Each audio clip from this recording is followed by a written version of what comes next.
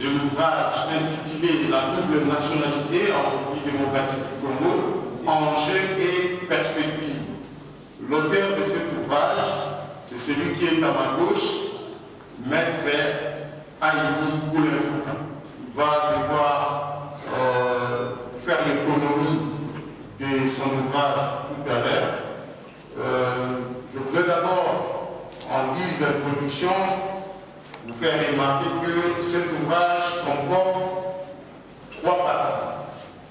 La première partie s'intitule La nationalité, donc la notion de la nationalité. Et en deuxième ressort, il va parler justement de la fameuse problématique de la double nationalité dans notre pays. Vous savez que cette situation sur la double nationalité, bien que cela ait devenu une sorte de marque déposée dans certains pays, mais chez nous en RDC, la problématique de la double nationalité n'est pas encore très bien ancrée dans notre imaginaire collectif. Donc ça pose problème. Et c'est justement le souci qui a animé Maître Aïmi Koulenfouka à saisir un peu ces taureaux par les cornes et à attaquer de front ce fameux problème qui divise tant l'Union nationale. Et surtout, actualité oblige, vous savez, la situation qui se passe à l'Est actuellement avec l'installation de la commune rurale de Minembwe, justement, le soubassement de ce problème, de cette situation sensible, a comme base ou a comme épine dorsale justement la question de la double nationalité. Et il serait vraiment hypocrite aujourd'hui que l'on ne parle pas de cette situation. Dans certains cercles politiques, on n'aime pas aborder cette question-là. Mais Maître Aïmi Koulenfouka a pris les risques et le courage d'affronter. Je suis même, je peux me permettre cette théologie. Il a affronté de fond ces problèmes et il en a parlé. Ce livre a été publié aux éditions Tirsta. Ça fait déjà, ici à Tcham, c'est la première fois que ce livre va être présenté publiquement. Mais ce livre a déjà été présenté il y a 2 ans à la salle de Bruxelles, à Roubaix, également à l'hôtel Venise. Donc, ce n'est pas une première pour lui, mais c'est une première à Tcham.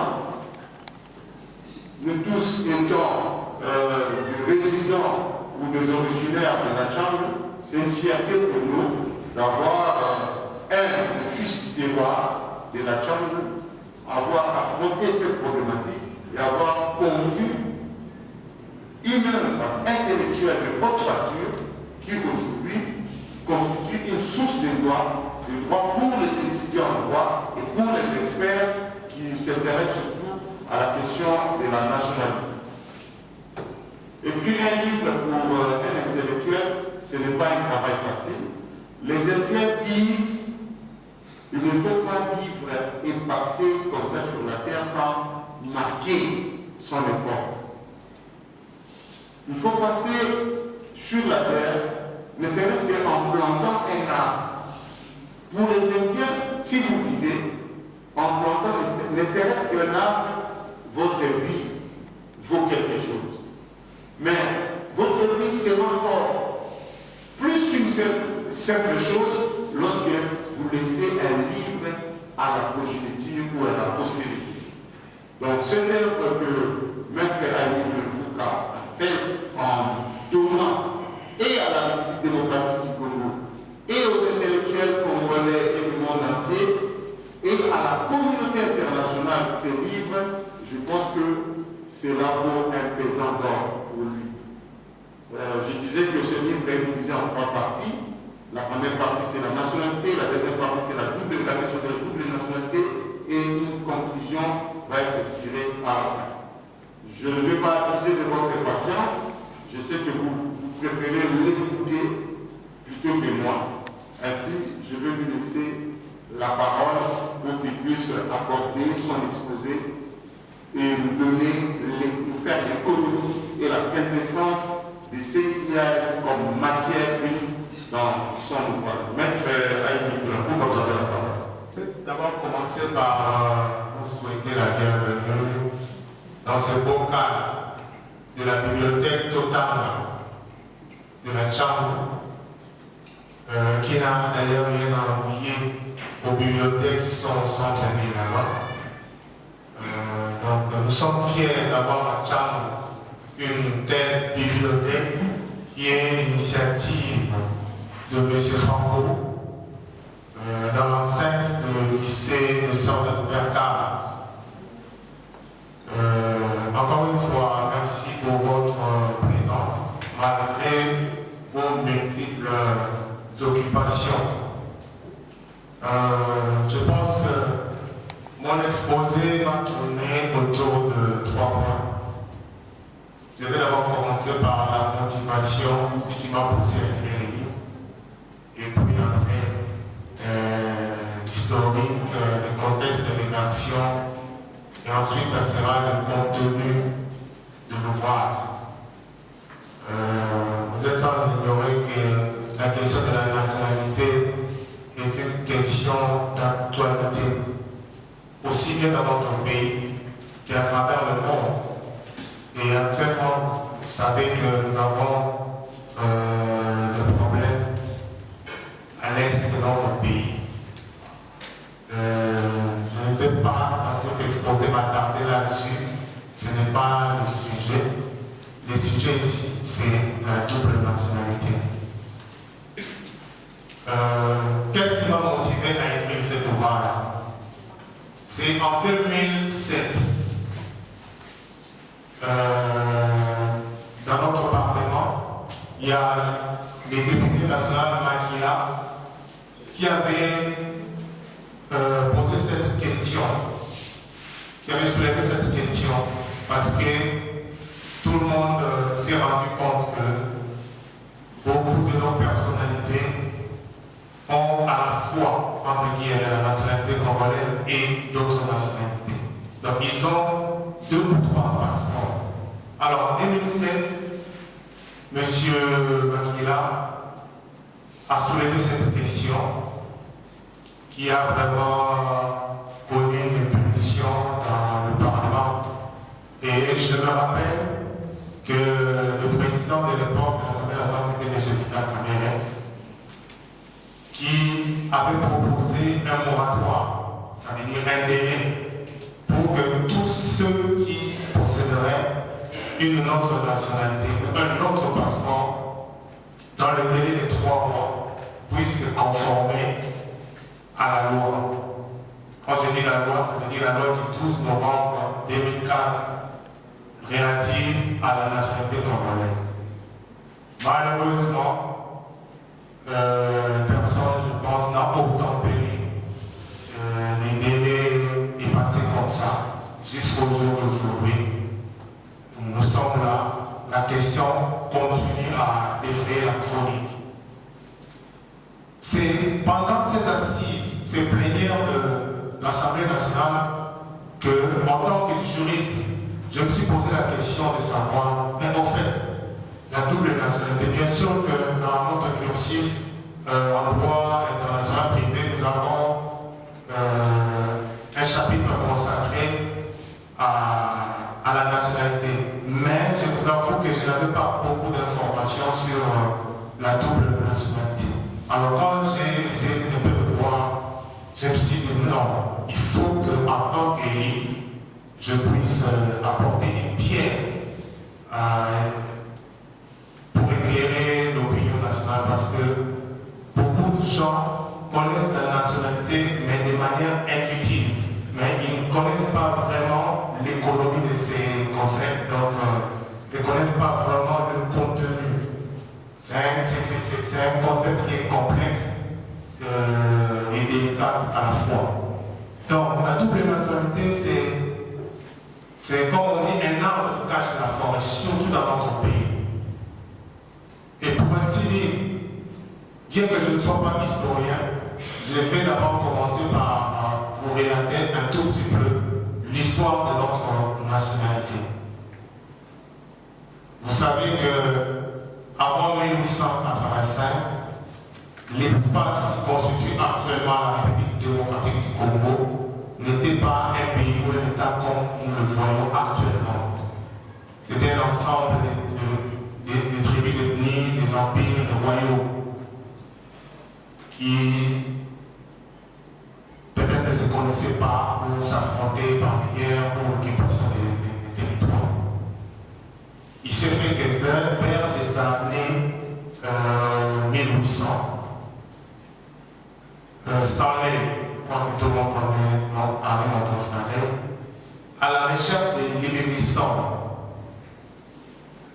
qui est un docteur écossais, qui était venu en Afrique. Il s'était perdu du côté de la Tanzanie, Zambie, quelque part là-bas.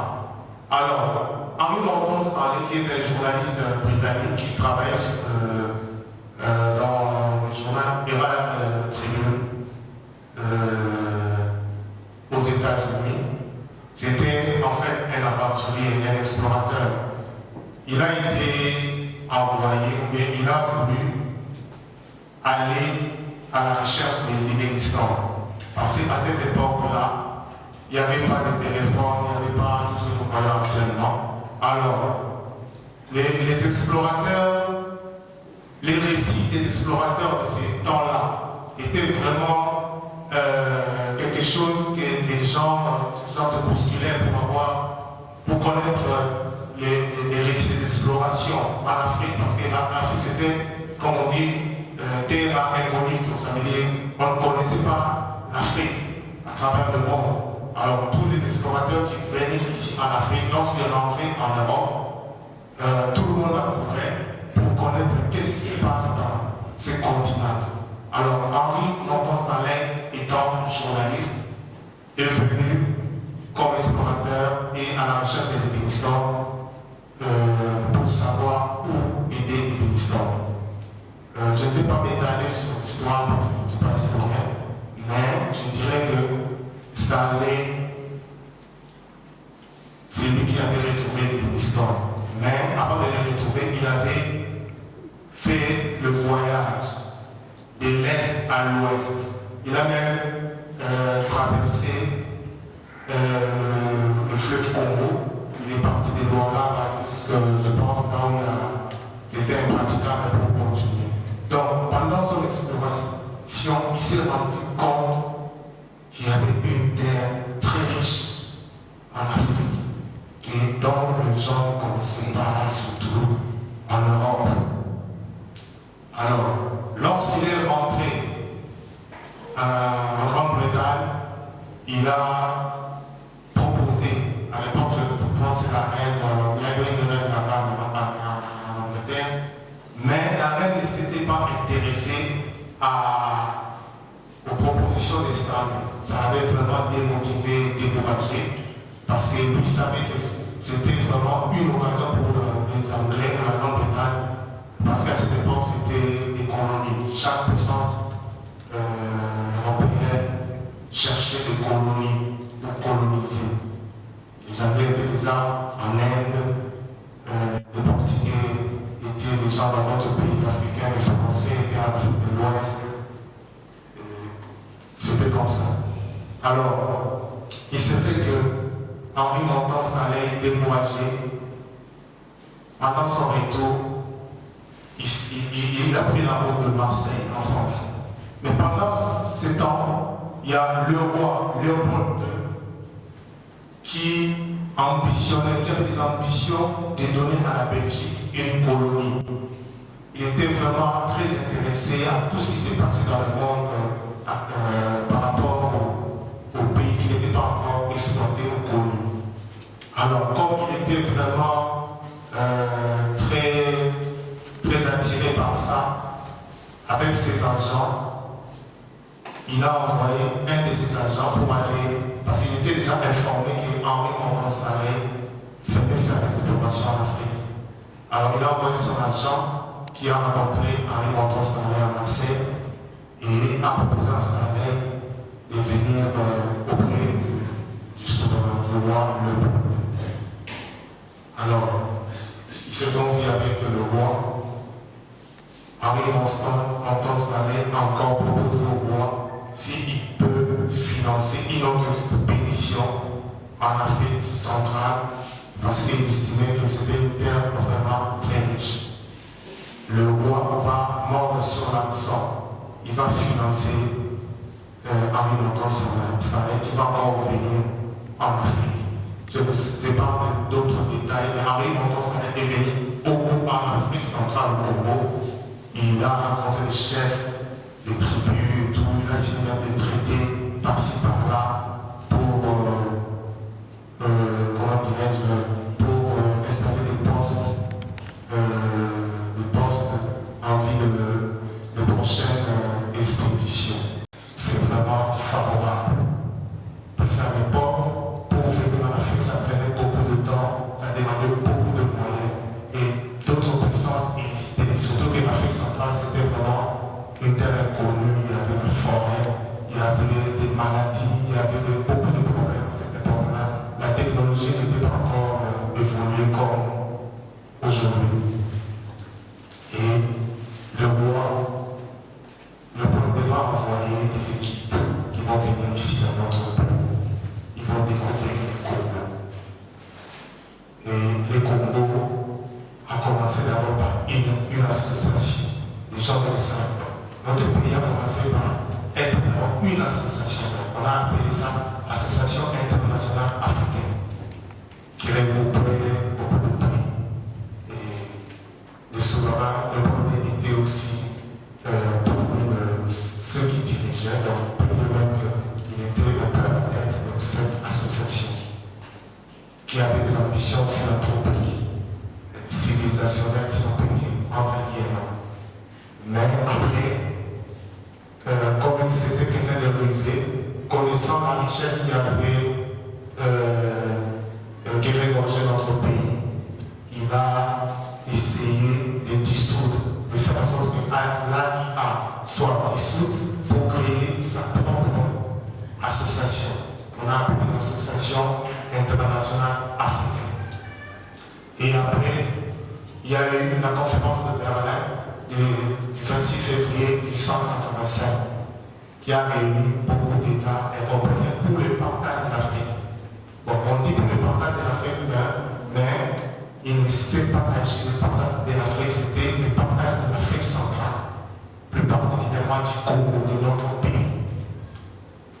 Alors, le roi Léopold II avait participé à cette conférence et il avait demandé à ce qu'on puisse nous permettre de créer un État en Afrique centrale, ce qu'on a appelé l'État indépendant du Congo, qui a commencé le 29 mai 1885.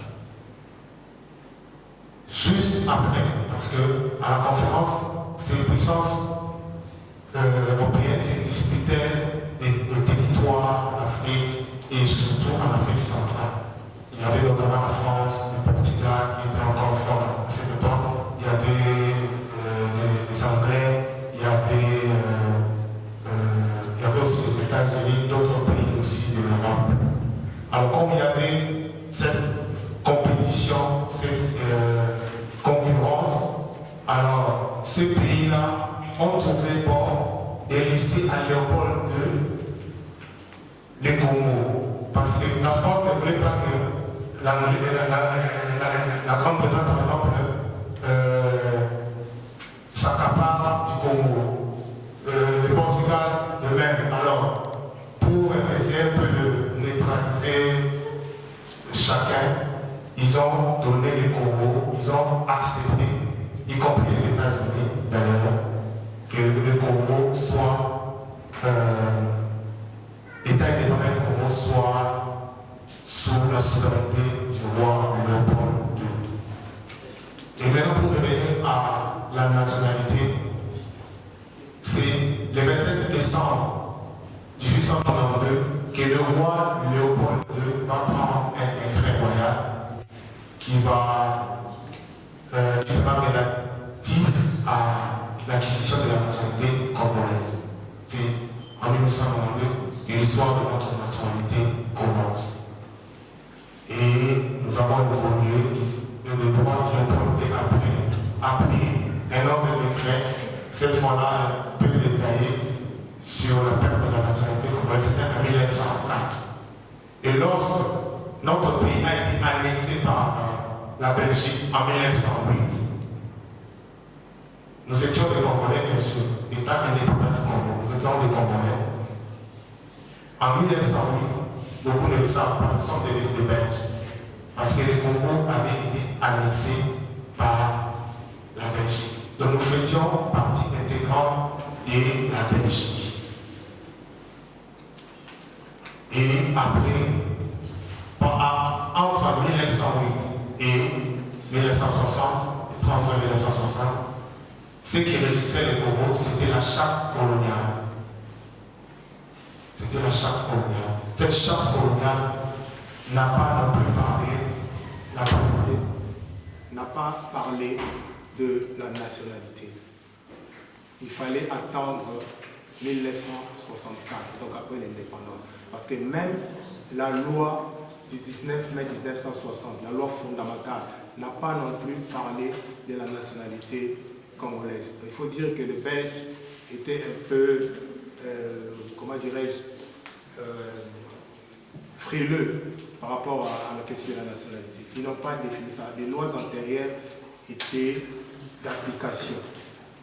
Ce n'est que le 1er août 1964 que le Congo va enfin, de manière souveraine, définir la nationalité congolaise par l'article 6 et l'article 7. Que disait cet article 6? Cet article 6 disait que pour être congolais, il fallait être membre d'une des tribus ou partie des tribus établies sur les territoires congolais avant 1885.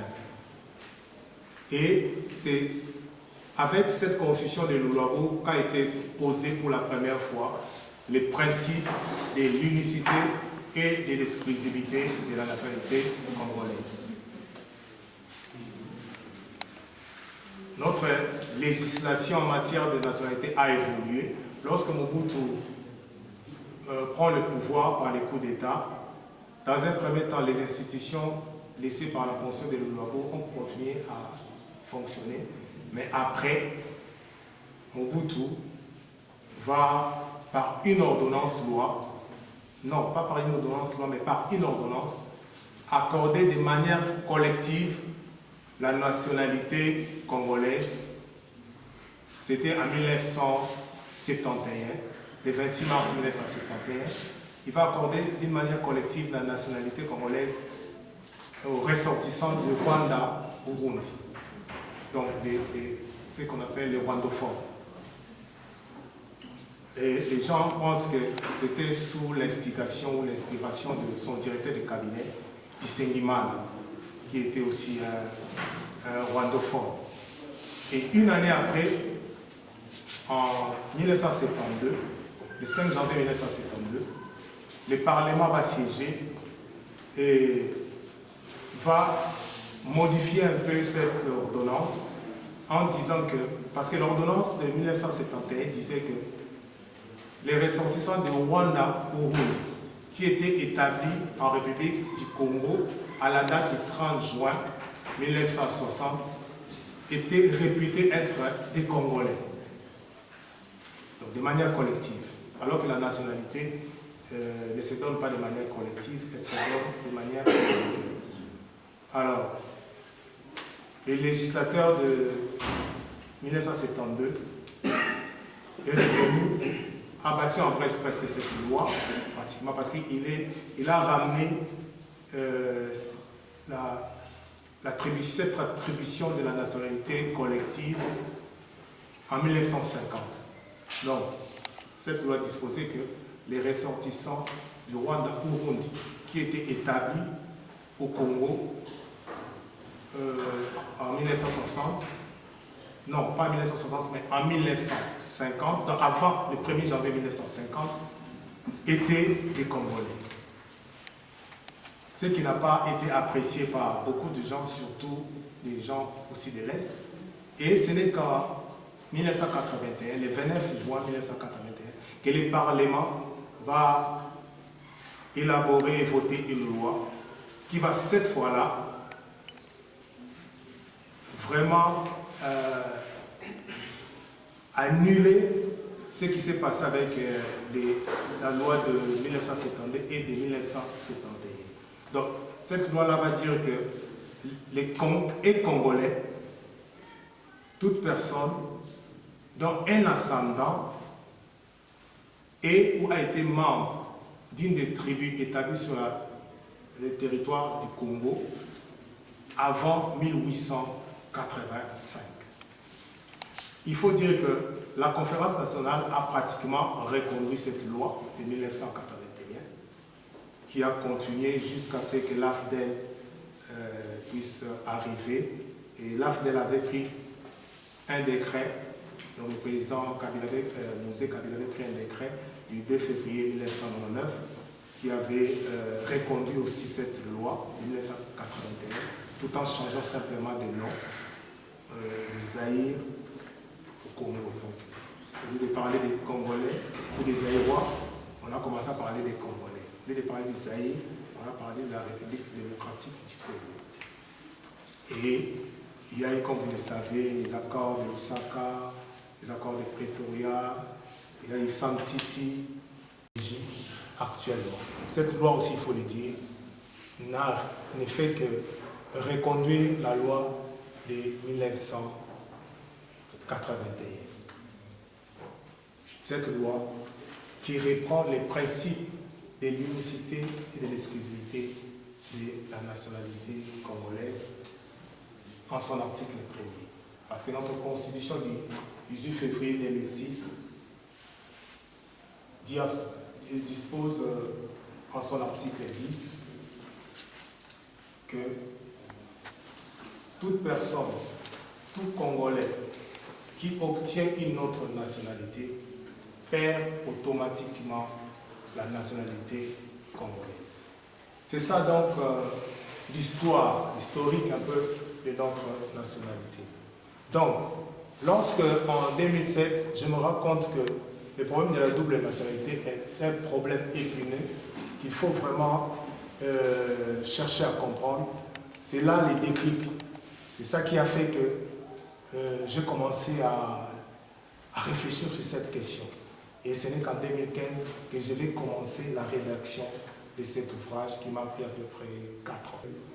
Pratiquement personne n'avait écrit sur ce sujet de la double nationalité, à part un auteur que j'ai lu qui a lui parlé de la multinationalité en Afrique et au Congo. La question de la nationalité congolaise a été abordée par le professeur Muyandira, qui a abordé cette question dans son livre fait même autorité parce qu'il avait même participé à la commission qui avait été chargée à l'époque de Mobutu d'enquêter sur la nationalité des gens qui sont venus du Rwanda ou du Burundi ou de l'Uganda là-bas. Donc il a écrit des livres qui m'ont aussi inspiré et je me suis rabattu donc à l'Internet qui m'a donné aussi beaucoup d'informations sur la double nationalité. Qu'est-ce que l'appartenance juridique? C'est le fait d'appartenir juridiquement à la population constitutive d'un État. Maintenant, la double nationalité, qui est le cas le plus fréquent de la multinationalité, est le fait de détenir simultanément la nationalité des deux États. Donc, le fait de posséder 2 passeports, par exemple, c'est ça la double nationalité. Et en principe, il y a 2 sortes de nationalités, la nationalité politique et la nationalité sociologique. La nationalité politique, c'est la preuve légale d'appartenance à un État. Tandis que la nationalité sociologique, c'est une identité collective. Ça veut dire le fait pour une communauté de partager des caractéristiques objectives, par exemple la même langue, la religion, ainsi de suite, et des caractéristiques subjectives. De vouloir vivre collectif, par exemple. Donc il y a deux sortes de nationalités. On peut aussi ajouter la nationalité sportive, mais là, ce n'est pas une nationalité étatique, c'est une nationalité privée. Donc, ceux qui s'intéressent au monde sportif savent qu'il y a une nationalité FIFA, par exemple.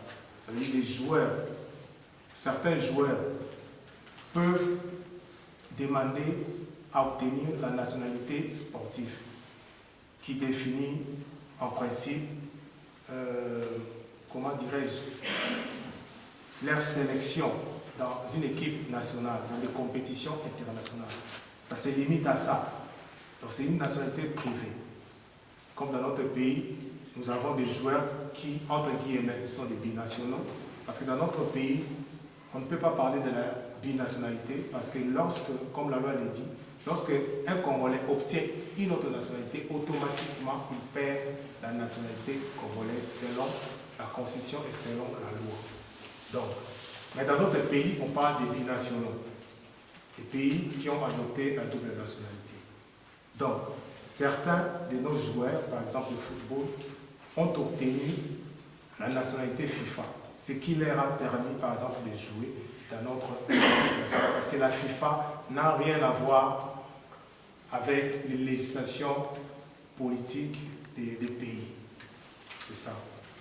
Alors, c'est ce que je peux dire en ce qui concerne la motivation et ensuite le contexte de la rédaction de cet ouvrage.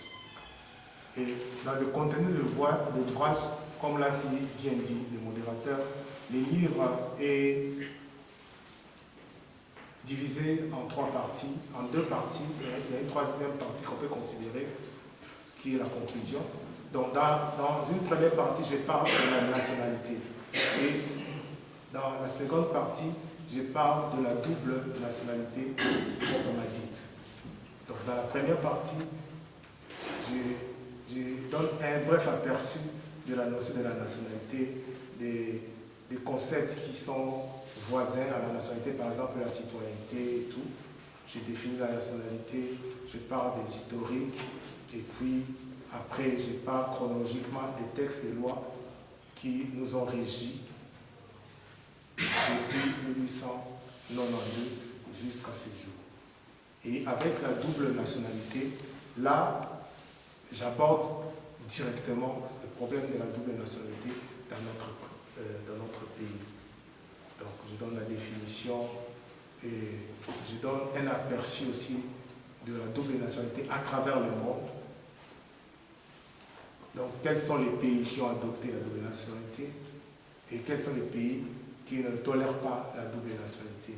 Je donne aussi quelques avantages et des désavantages parce qu'il ne faut pas ignorer que la double nationalité n'a pas que des avantages, elle a aussi des inconvénients.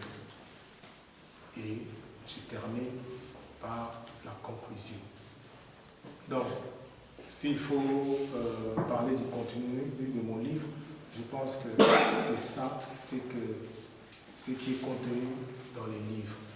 Donc c'est vraiment un livre à lire pour avoir vraiment des notions sur la nationalité congolaise. Bon, dans notre pays, les gens n'ont pas l'habitude de lire. Il y a même un adage qui dit que si vous voulez cacher un trésor à un Africain ou à un Noir, il faut le mettre dans un livre. Donc la plupart des gens n'ont pas la culture de la lecture. Je sais que parmi nous ici, il y a beaucoup d'étudiants et il y a des lecteurs de la bibliothèque. Parce qu'il faut le dire, la majeure partie de mes recherches, je l'ai faite ici, dans cette bibliothèque. C'est pourquoi j'ai voulu qu'après les baptêmes de mon ouvrage, que je puisse un jour venir exposer les livres ici pour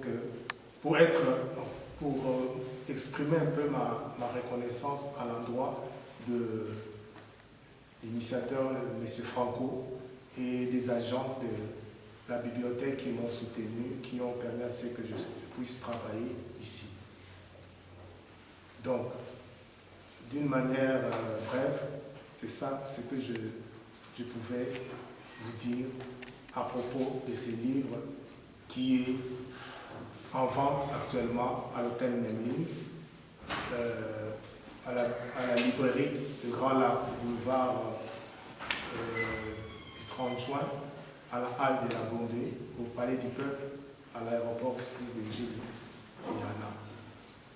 Donc, je pense que je peux m'arrêter là pour l'instant.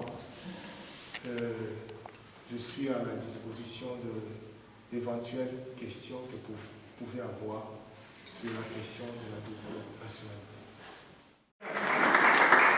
Ceci dit, je reprends donc la parole pour vous la donner incessamment à travers le jeu de questions et réponses.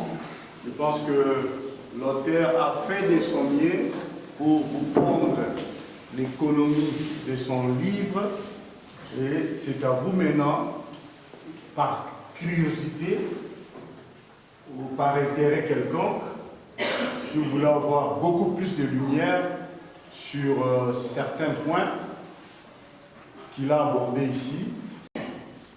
Nous allons procéder de la manière suivante pour que l'ordre règne. Je vais chaque fois accorder la parole à 3 personnes. Nous allons prendre une série de 3 questions chaque fois pour que nous puissions bien évoluer. Donc, manifestez-vous. Oui, monsieur. Je suis vraiment content de la présentation de cet ouvrage dans cette contrée que nous appelons Tchangou. Ça m'avait beaucoup tapé sur les nerfs quand je vis l'invitation être glissée au bureau. J'ai dit à mon président qui est Géry Louba, j'ai dit je dois me dépêcher parce que ce sont ces genres de choses que j'aime ou soit auxquelles j'aime beaucoup plus participer.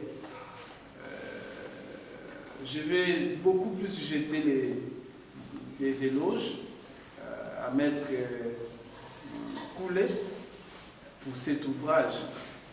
C'est vrai qu'il peut dire, voilà, bon, il est le premier ou il est le deuxième à aborder des sujets, mais je m'en vais très rapidement vous poser une question par rapport à votre ouvrage. Je sais que vous avez parlé de 3 parties qui constituent l'ossature de votre ouvrage, mais moi je vais vous poser une question très précise par rapport à cette question qui défrayait la chronique et je crois qu'il reste plané dans les têtes des gens, c'est la question des Banyamulenge.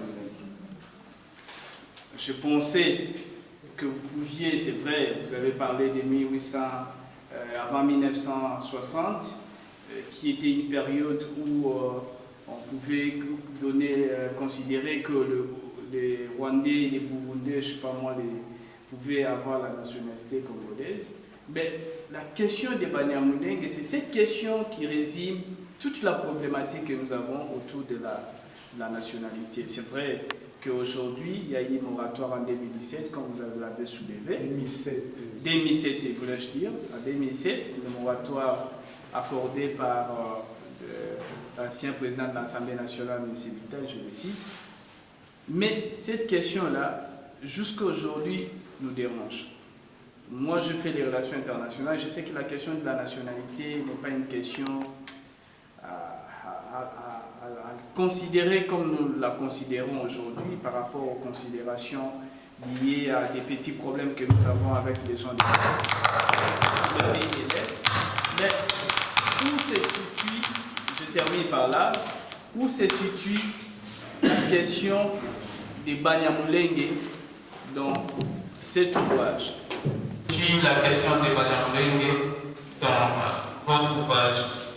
C'est-à-dire, ce que je voulais avoir, c'est la réponse que vous apportez dans l'ouvrage, celle de juriste, parce que vous avez dit, bon, il y a eu un professeur qui a écrit qui n'est pas juriste. Ça m'a donné l'impression que ce sont beaucoup plus les juristes qui peuvent mieux aborder la question. J'en suis pas certain. Mais je me dis, cette question nous dérange aujourd'hui. Quelle est, dans la conclusion, la solution que vous avez apportée pour que tous les Congolais soient apaisés au travers de l'ouvrage que vous avez fait? Merci. Monsieur le modérateur, pour la parole que vous m'accordez, un grand merci et mes sincères félicitations à notre cher aîné avocat Paulin Foucault pour avoir abordé cette problématique si radieuse que soit-elle, puisque la question de la nationalité, ça fait couler beaucoup d'âmes et couler d'esprit. Nous ne sommes pas les seuls. Les Congo, pour mettre Paulin Foucault, n'est pas le seul à avoir ce souci d'aborder cette question. Ceux qui ont fait les études littéraires s'en souviendraient qu'il y a eu un siècle ou 2 siècles passés un procès qui a fait jurisprudence au Arcas. Un monsieur Archias, qui était un citoyen grec, qui est venu en Rome, et on le soupçonnait d'avoir acquis la nationalité romaine de manière frauduleuse. Alors, ceci dit, moi je dirais que pour la nationalité congolaise, avant de poser ma petite question, nous souffrons du péché originel. C'est quoi le péché originel? Ça a commencé, d'où ça a commencé?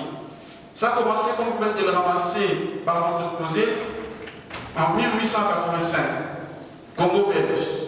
Les malheurs du Congo étaient d'avoir un pays qui va les coloniser, 80 fois plus petit que les Congos.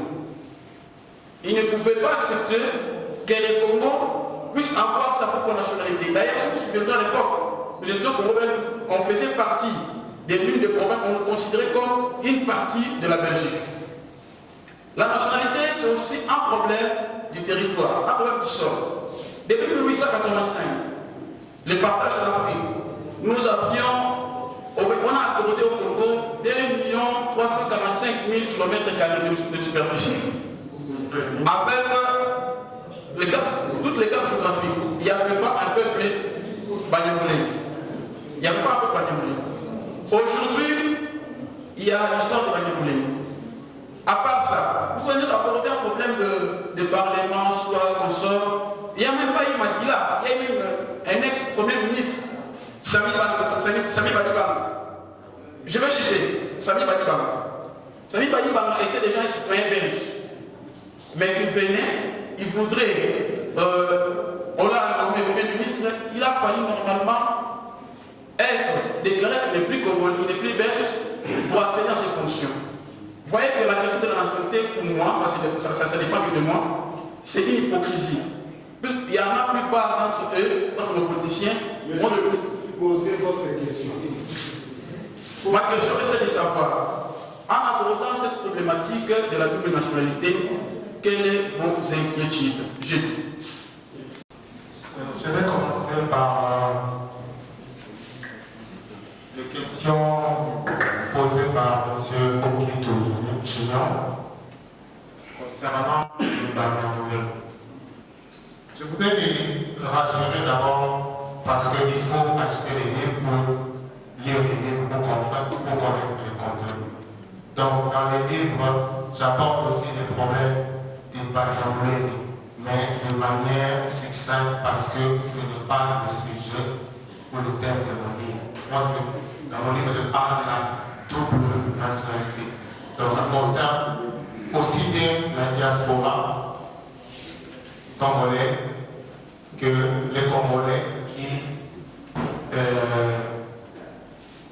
peuvent avoir d'autres nationalités. Donc j'aborde la question des Banyamulés. Qui sont les Banyamulés? En réalité, les Banyamulés, d'abord, il faut dire que ce n'est pas une tribu congolaise, Banyamulé. Parce que Paul Gabo, qui a établi une carte ethnique de notre pays avant 1960, je pense vers les années 54, lorsqu'il a répertorié les tribus de la République démocratique du Congo, il n'a pas repris, elle n'a pas repris la tribu Banyamulenge. Le terme Banyamulenge vient d'où? Ce terme a été, si vous voulez, inventé vers les années 56 par un Tutsi. Donc en réalité, les Banyamulenge, c'est une population qui est venue du Rwanda. Donc, ce sont des rwandophones. Maintenant, ils se retrouvent dans notre pays. Il faut recourir encore à l'histoire. Ça veut dire quand Léopold II devient souverain du Congo, commence à exploiter les Congo, il avait besoin de la main-d'œuvre. Il avait besoin de la main-d'œuvre. Alors, il est allé, parce que le roi Léopold II, en réalité, il n'était jamais venu au Congo. Il n'était pas arrivé ici. Donc, à travers ces agents qui étaient ici, il y a eu une transplantation de populations rwandophones dans les Kivu et un tout petit peu au nord du Kata. Donc, on est allé dans le Rwanda pour prendre des populations Tutsi et Hutu pour qu'ils viennent travailler ici au Congo. Maintenant, ces populations Tutsi, par rapport à l'histoire, parce qu'il faut établir l'histoire.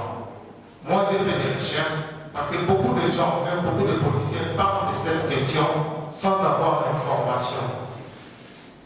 Mais moi, j'ai lu les livres de mon mari, mon Stanley, 5 années au Congo. Je pense que beaucoup même de professeurs peut-être n'ont jamais lu ça. Ça se trouve à la bibliothèque Wallonie. C'est 5 années au Congo. C'est un gros livre. Moi, j'ai lu ça. Donc, il parle de tout ce qu'il a vu au Congo. J'ai lu d'autres ouvrages. J'ai fait vraiment des recherches. Il faut dire que dans le nord Kivu, par exemple, dans certains endroits, il y avait effectivement des familles, je parle bien des familles, pas des tribus, des familles, des Tutsis qui étaient installés là-bas, même à l'époque coloniale. Et je pense, même avant 1887, il y a eu des familles, pas des tribus, mais des familles qui étaient là-bas, selon certains auteurs. Parce que dans ce problème de Banyamulenge, il ne faut pas être émotif, il ne faut pas mettre beaucoup de sentiments, beaucoup de passion. Il s'agit de rétablir la vérité. Et la vérité est que, vous voyez les Kivu avec les rois, c'est comme Kinshasa et Brazzaville. Donc, ici même, il y a le fleuve, mais là-bas, il n'y a pas de fleuve. Il n'y a pratiquement rien qui se passe, c'est la terre qui se passe. Donc, il y a eu, en dehors de la mission d'implantation des Banyamulenge, qu'on appelait MIP, à l'époque coloniale, qui a procédé à la transplantation des populations Tutsi et Hutu. Il y a eu même de manière individuelle des Rwandais qui quittaient les Rwandais pour venir au Congo, de manière individuelle. Et il y a eu aussi par rapport au problème qui était au niveau du Rwanda, avec le problème des violences et guerres, il y a eu aussi l'immigration. Ça veut dire qu'il y a des populations qui ont traversé la frontière pour venir ici au Congo. Donc, les Banyamulenge sont des populations Tutsi qui sont en réalité des rwandophones. Donc, ils ont l'origine rwandaise, mais qui sont venus ici il y a très longtemps, qui se sont établis dans une colline qu'on appelle Moulingu, sur le plateau du Tombo. Ils se sont implantés là-bas Et au fil du temps, ils ont mis au monde, ils se sont multipliés. Et même lors de la table ronde de Bruxelles de 1960, on avait essayé d'aborder ces problèmes-là. Donc c'est un problème très délicat qui soulève des passions et qui demande d'être traité de manière objective pour ne pas susciter des tensions, à mon avis, inutiles et qui ne nous servent pas. Donc de manière froide, il faut bien analyser ces problèmes. Lors de l'adresse du chef de l'État, l'année passée à la fin, au Congrès, il avait demandé aux Congolais de réfléchir sur ces problèmes de nationalité. Parce que vous vous souviendrez qu'en Europe, le président de la République avait dit que les Banyamulés sont des Congolais.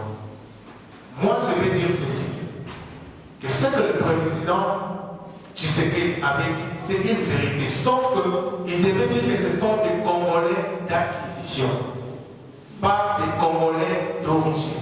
Parce qu'ils viennent du roi. Et puis je dirais même que certains d'entre eux sont des Congolais d'acquisition. Maintenant, il faut identifier. Je pense que c'est possible, peut-être techniquement et scientifiquement, de chercher ces familles-là qui étaient établies au Congo vers les années 1800. Il y avait des familles, c'est pas au nom de demander, il y avait des familles. On peut chercher à identifier ces familles-là et leurs descendants pour, par exemple, reconnaître à leurs descendants la nationalité congolaise d'origine par rapport à la loi. Parce que quand on regarde la loi, donc, comme leurs parents ou leurs ascendants étaient au Congo avant 1855, parce que la loi de 1er août 1964 dit ceci, que sont Congolais, toute personne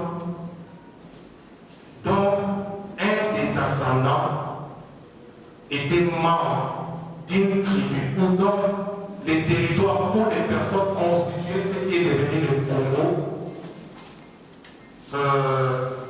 avant 1885. Donc il faut faire très attention. Moi je pense que le travail que nous devons faire, nous Congolais, c'est de ne pas verser dans la passion, surtout nos politiciens. Parce que c'est un problème très délicat. D'ailleurs, les guerres successives, les guerres, ce qui se passe à l'Est, en réalité c'est un problème de nationalité. Il y a certains doutes qui réclament être des Congolais d'origine alors qu'ils ne le sont pas. Alors qu'ils ne le sont pas. La nationalité s'obtient de manière individuelle. Donc, comme il y a eu des femmes, des réfugiés qui sont venus de Rwanda vers le Congo depuis même les années 50 et après, je pense qu'un travail de recensement national et de recensement de ces populations doit être fait pour établir en réalité qui peut prétendre parmi ces toutes être congolais et ceux qui doivent demander la nationalité congolaise. Maintenant, ces Banyamulés, la plupart des gens disent que non, ce ne sont pas des Congolais. Je ne sais pas, est-ce qu'ils doivent retourner au Rwanda? Je ne pense pas que ce soit une responsable de dire que non, toutes ces populations rwandophones doivent rentrer au Rwanda. Je pense qu'on doit établir cette question pour que nous sachions parmi ces populations qui peuvent être considérées comme Congolais d'origine. Je pense qu'ils seront très peu. Et pour les restes, en tout cas, il faut qu'ils demandent individuellement la nationalité congolaise. Donc, s'il faut répondre à M. Okido, je vais dire ceci. D'après certaines familles et toutes qui étaient déjà installées au Kivu. Vous savez, le problème de notre pays, lorsque Léopold II fonde l'État indépendant du Congo, ce n'est pas directement qu'il y a eu des frontières. Il y a certaines frontières qui ont été fixées même après 1908 par des traités avec d'autres puissances, par exemple les Allemands, je pense aussi les Anglais. Par exemple, notre frontière avec la Zambie, il a fallu signer des traités avec les Anglais. On parle même d'une bourde des Anglais qui ont laissé aux Belges ou aux Rois une grande partie du Katanga qui leur appartenait entre guillemets. Donc, du côté du Kivu, par exemple, le Rwanda et le Burundi, c'était des colonies allemandes.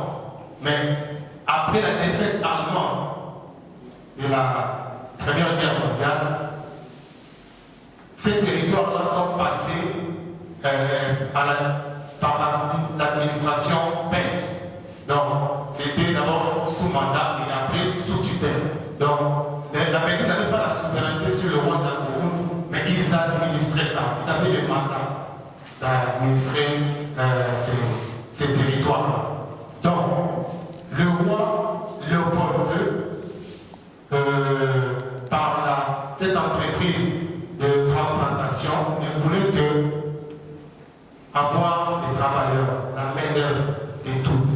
Malheureusement, nos frères de Kivu qui ont accueilli le Rwandais, le rwandophone, leur ont donné la jouissance des terres, se retrouvent aujourd'hui avec des toutes qui ont pris des armes contre les Congolais pour revendiquer la nationalité congolaise, ce qui n'est pas normal à préciser.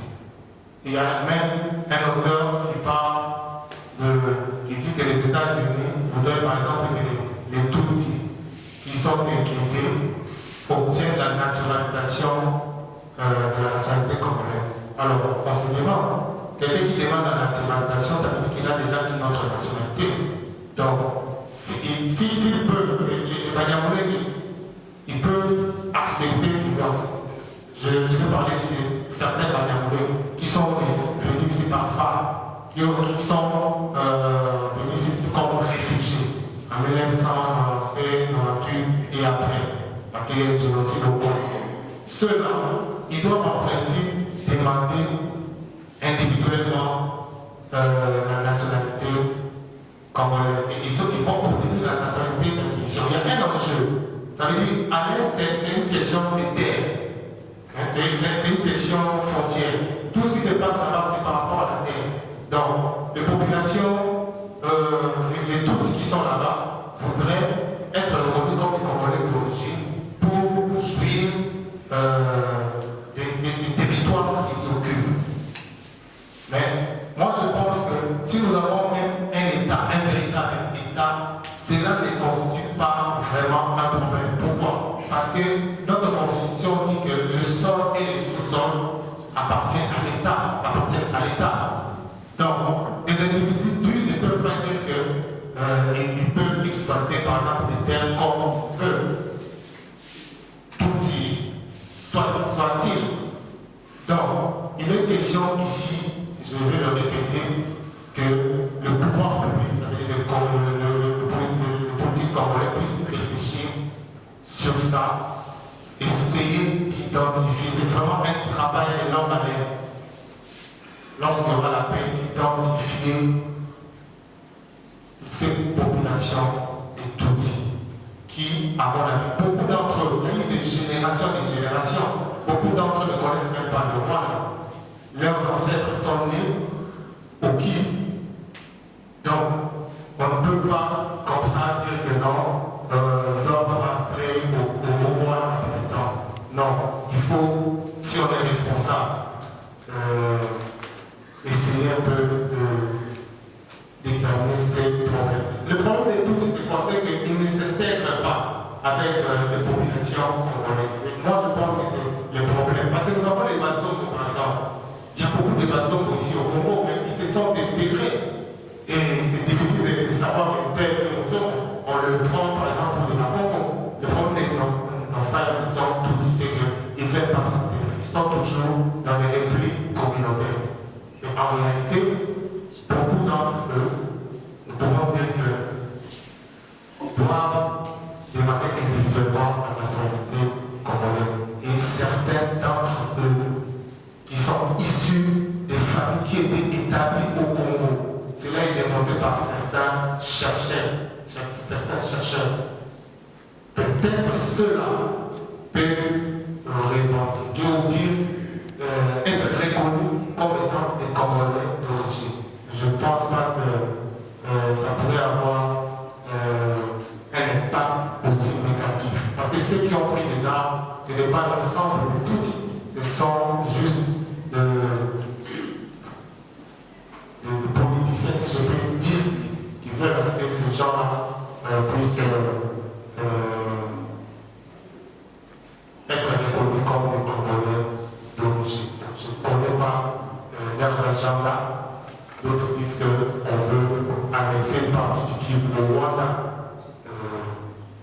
Ce sont des intentions peut-être, je ne sais pas. Donc c'est vraiment un problème épineux qu'on doit revoir.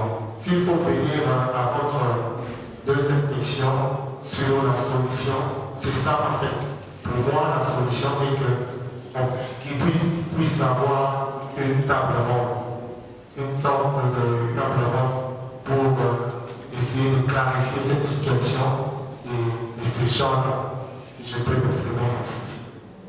Donc il faut une table ronde. Ou bien le Parlement peut mettre une commission d'enquête pour essayer de mettre un peu d'éclairage là-dessus, rassurer tout le monde, les populations de l'Est et de tous les Congolais. Les Congolais, les professeurs qui se disent un beau Congolais, il dit que j'ai caché quelque chose pendant mon exposé. Non, je n'ai pas caché. Je ne peux pas exposer tous les livres ici. Je dois parler des points essentiels. Si tu es intéressé, il faut acheter les livres. Tu achètes les livres, tu pars, tu vas lire les livres du début jusqu'à la fin. Donc, je n'ai pas caché. Il y a beaucoup de choses qui sont dans les livres que je n'ai pas abordées ici parce que ça sera pratiquement impossible. On va aller jusqu'à tard, comprenez? Donc, je n'ai pas caché quelque chose. Les Belgos congolais, les professeurs qui se disent Belgos, je ne sais pas en fait allusion à qui. Je ne sais pas en fait allusion à qui. Donc, s'ils sont Belgos congolais, d'ailleurs, ils ne peuvent pas être des Belgos congolais. Parce que bien qu'ils soient Belgos congolais, ça veut dire qu'ils ont à la fois la nationalité congolaise et la nationalité belge. Alors que j'ai dit tantôt que par rapport à la loi, lorsqu'un Congolais obtient une autre nationalité, automatiquement il perd la nationalité congolaise.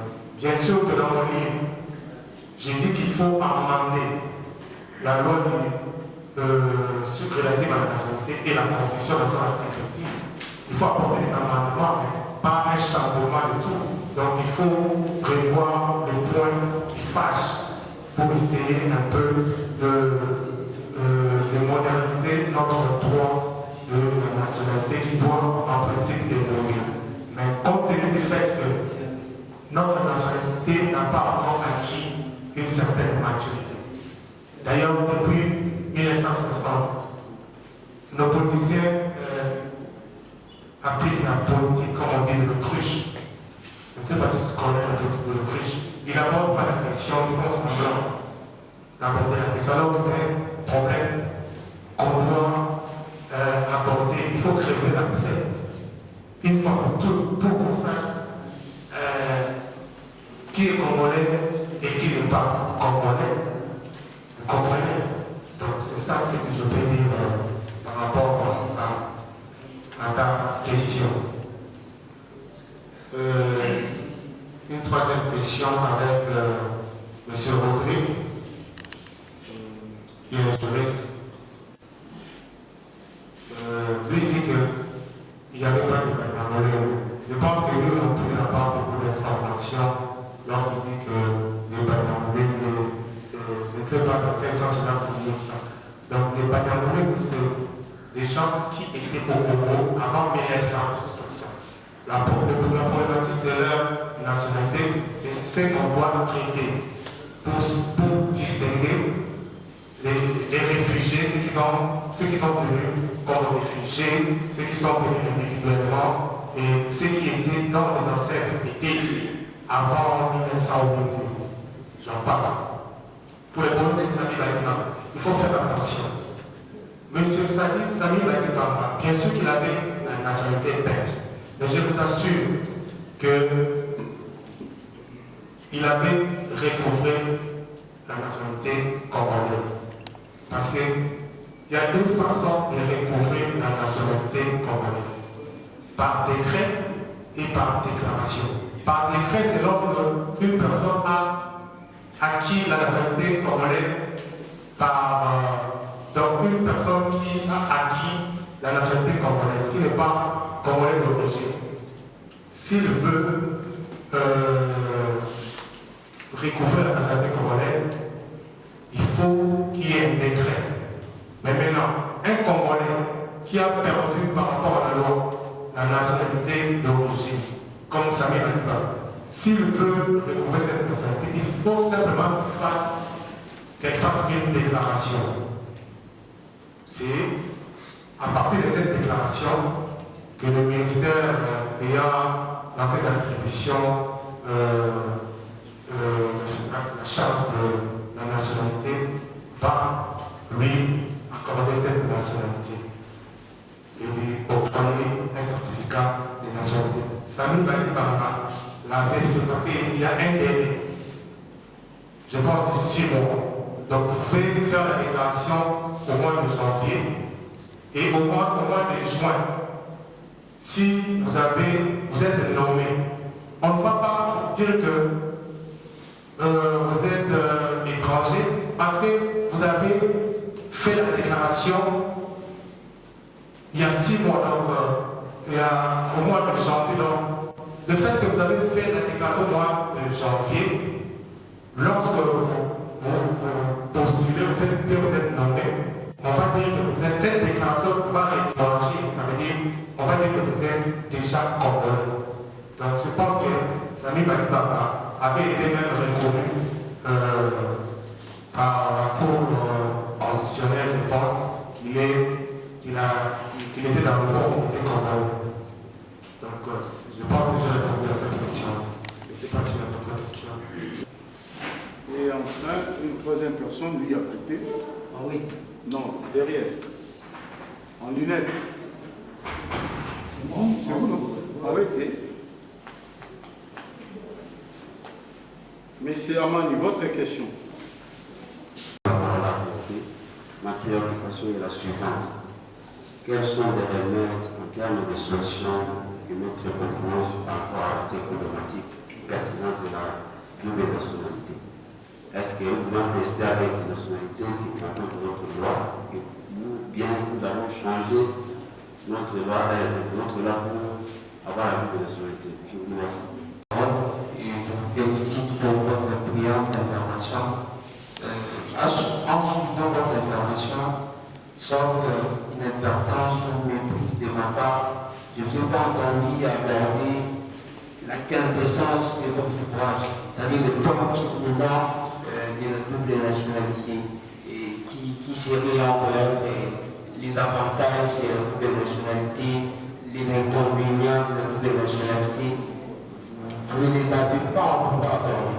Alors ma question c'est de savoir quels seraient les avantages de la double nationalité et les inconvénients. Parce que si vous l'aviez préalablement abordé, on aurait peut-être, on vous aurait peut-être posé une question en la matière. Mais dommage. Donc, pour récapituler, ma question c'est de savoir quels seraient les avantages de la double nationalité et quels en seraient également les inconvénients. Merci. Pour la question de M. Hamas, il demande la différence entre la nationalité d'origine et la nationalité d'acquisition. D'abord, il faut dire que ce sont deux statuts juridiques. La différence de celle-ci. La personne qui a la nationalité d'origine, ça veut dire que cette personne-là a cette nationalité dès la naissance. Et la personne qui a la nationalité d'acquisition, cela veut dire tout simplement qu'il a acquis cette nationalité. Donc il avait, jusqu'au moment où il a cette nationalité, donc il avait une autre nationalité avant d'avoir cette nationalité. C'est ça le message. Donc les personnes qui ont la nationalité d'acquisition ont acquis cette nationalité, donc ils avaient une autre nationalité et ils ont demandé la nationalité. Et cela se fait par la naturalisation, par l'option, l'adoption, le mariage, comme notre loi le dit, par la résidence aussi. Donc, par naturalisation, nous voyons des personnes qui demandent individuellement la nationalité après avoir rempli certaines conditions reprises par la loi, notamment pour être majeur. Il faut connaître une des langues du pays. Il faut avoir résidé de manière permanente dans ces pays. Donc, il y a plusieurs conditionnalités. Et en ce qui concerne la nationalité d'origine, par exemple, notre pays, c'est lié à notre appartenance tribale. Ça veut dire, lorsque vous appartenez à une des tribus qui était au Congo avant 1885, vous avez la nationalité d'origine. Et c'est ça la nationalité d'origine par appartenance. Mais il y a aussi la nationalité par filiation. Ça veut dire un enfant dont le père ou la mère a la nationalité congolaise et congolaise d'origine. Par là, un Chinois, s'il met au monde avec un Congolais, ou s'il met au monde avec une Congolaise, un enfant, cet enfant-là, par filiation, il est Congolais d'origine. Parce que vous voyez, vous pouvez voir le plan des métiers ici. Vous dites directement qu'ils sont étrangers. Non. Si l'un de leurs parents est Congolais, ils sont la nationalité d'origine. Il y a aussi la nationalité d'origine par présomption de la loi. Là, on voit les enfants, un enfant qui est né à bord d'un aéronef ou à bord d'un bateau sur le territoire congolais. On présume que c'est un Congolais. Ou un enfant nouveau-né trouvé sur le territoire de notre pays à bord d'un aéronef ou d'un bateau, par exemple. Il est présumé être congolais jusqu'à sa maturité.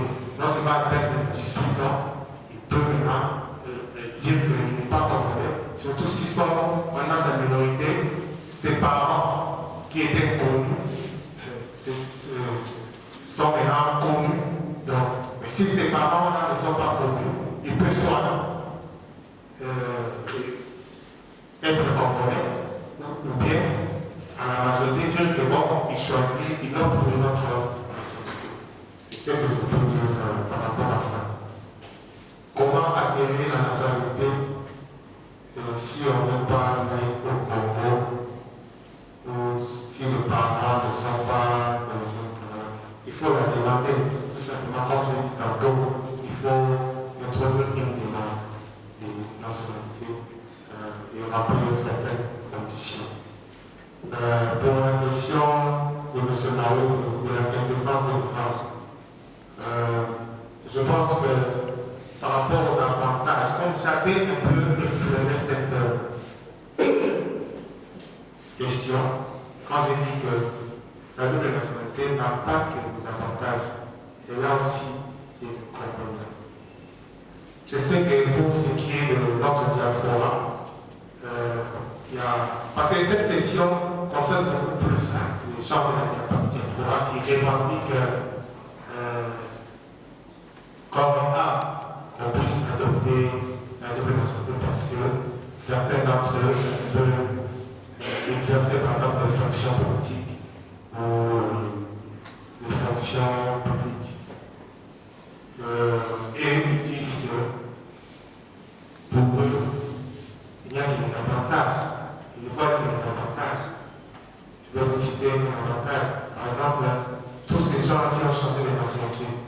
la plupart d'eux sont vraiment comment je peux dire, ils ont un apport financier énorme pour notre pays. On estime ça à peu près 1 milliard de dollars. Donc c'est un avantage qui contribue à l'économie de notre pays, la diaspora congolaise. Il contribue énormément. L'avantage encore, il y a par exemple les joueurs de football de notre sélection nationale, par exemple. Si on adopte la double nationalité, ils seront à l'aise. Il ne faut pas faire des démarches pour obtenir des passeports congolais et tout. Directement, ils seront sélectionnés. Et comme nous avons un problème d'exclusivité, d'unicité, c'est un obstacle pour eux. Vous voyez, il y a encore d'autres avantages qui sont repris dans le livre. Parce que l'objectif ici aussi, c'est qu'on puisse acheter les livres. J'ai même mis les livres à un prix démocratique pour les lecteurs de cette bibliothèque. C'est presque un cadeau pour eux. Je pense que vous avez vu le prix, vous comprenez? Donc il faut lire les livres par rapport aux inconvénients. Moi, j'ai repris beaucoup d'inconvénients dans les livres. Par exemple, je vous donne un exemple. D'abord, si on adopte la double nationalité, ça va favoriser l'espionnage et l'infiltration, surtout des populations des pays voisins. S'ils obtiennent notre nationalité, figurez-vous que quelqu'un qui a obtenu la nationalité congolaise, il jouit de tous les droits liés à la qualité des Congolais. Donc il peut voter, il peut être élu. Vous comprenez la dangerosité. Donc, moi je peux vous dire que je propose que si on adopte la double nationalité dans notre pays, et je dis même par référendum, il faut que ça soit avec beaucoup de restrictions. Donc, on adopte la double nationalité avec des garde-fous. Ce n'est pas à tout venant qui obtient la double nationalité, on les laisse comme ça. Non, notre pays n'est pas encore. Nous devons encore travailler sur la construction de notre nationalité. Et je vais vous dire que beaucoup de gens, même quand je regarde la télé, beaucoup de gens, même les policiers, ne savent pas qu'il y a beaucoup de pays à travers le monde qui n'adoptent pas la double nationalité. Je peux vous en citer quelques-uns. Il y a le Cameroun en Afrique, il y a la Guinée équatoriale, il y a le Malawi par exemple. Au niveau, il y a le Japon, il n'y a pas de double nationalité, il y a la Chine, il n'y a pas de double nationalité, il y a les Pays-Bas, ils n'ont pas adopté la double nationalité. Il ne faut pas venir nous dire ici que non, il faut coûte que coûte adopter la double nationalité comme ça, non. Parce qu'il y a des pays qui veulent protéger leur identité, parce que ça prend beaucoup de... Vous savez, les années passées, en France par exemple, le président, avant Macron, le président François Hollande, avec le problème terroriste, les terroristes, il est revenu sur ça, sur la déchéance, pour que ceux qui ont obtenu la nationalité française, qu'on puisse leur déchoir de cette nationalité. Vous voyez que c'est un problème. En Allemagne, Angela Merkel, demain, ils sont revenus un peu en arrière. Vous comprenez? Il n'y a pas que des avantages dans ce qui est surtout pour notre pays. Nous sommes encore déstabilisés parce que le problème de la double nationalité n'a pas été abordé en 1960 à cause de la sécurité. Vous comprenez? Donc on a voulu que nous soyons unis avec une seule nationalité pour qu'il y ait cohésion nationale. Je ne veux pas m'étendre beaucoup là-dessus, il faut lire les livres. Vous comprenez? Il y a des avantages, il y a aussi beaucoup d'inconvénients. Donc il faut vraiment qu'on puisse en débattre. C'est pourquoi j'ai écrit ce livre. C'est pour susciter un débat national. On doit en parler, ça nous concerne. Parce que si les Chinois qui sont ici, les Indiens, obtiennent notre nationalité sans renoncer à leur nationalité d'origine, les commerçants par exemple, ils vont, malgré que ça s'est fait, ils vont dans les détails, mais ils auront maintenant beaucoup plus de droits. Alors que notre économie est extravertie. Et donner à ces gens-là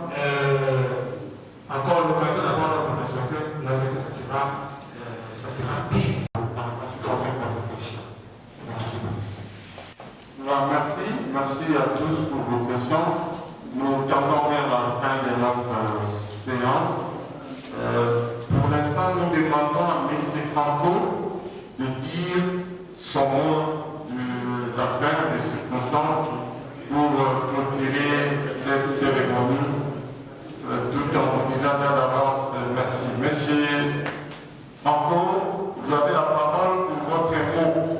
Difficulté à parler, surtout en public. Mais je suis content.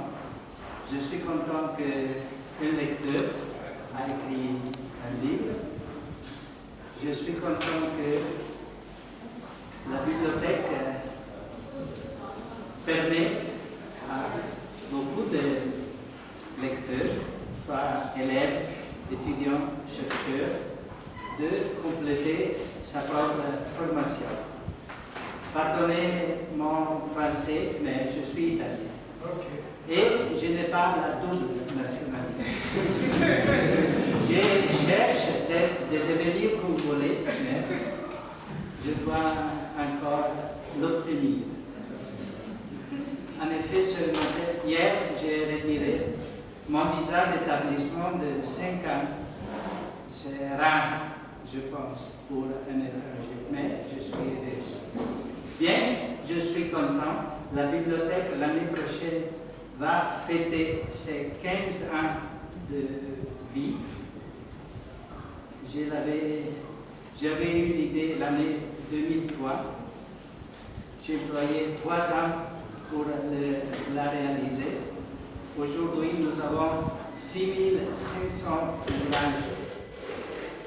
Nous continuons à augmenter et nous continuons à rester à disposition de tous les jeunes ou pas jeunes qui veulent profiter de notre richesse. C'est une richesse de culture, une richesse de croissance. Merci beaucoup. Voilà, mes amis, merci à tous d'avoir répondu à cette invitation. Avant de vous inviter à ce petit cocktail que nous avons préparé, je voulais vous informer que les livres sont disponibles. Il y a un lot assez limité, mais c'est comme l'a dit l'auteur, c'est vraiment à un prix démocratique, on n'est pas dire dérisoire, c'est à $15. Une matière aussi importante que celle-là, vendue à ce prix-là, c'est vraiment presque du bonus. Donc voilà, nous vous encourageons, dès que l'occasion ou les possibilités vous le permettent, n'hésitez pas à vous procurer ces documents, surtout pour les futurs juristes qui seraient parmi nous ici, ou pour tout intellectuel qui voudrait un peu maîtriser ou avoir une idée sur cette épineuse question de la double nationalité, comme l'a dit l'auteur, qui est à la base de beaucoup de conflits, et particulièrement du grand conflit qui fait maintenant 20 ans à l'Est, qui ne se termine pas. Le fond de l'affaire, c'est la problématique de la double nationalité.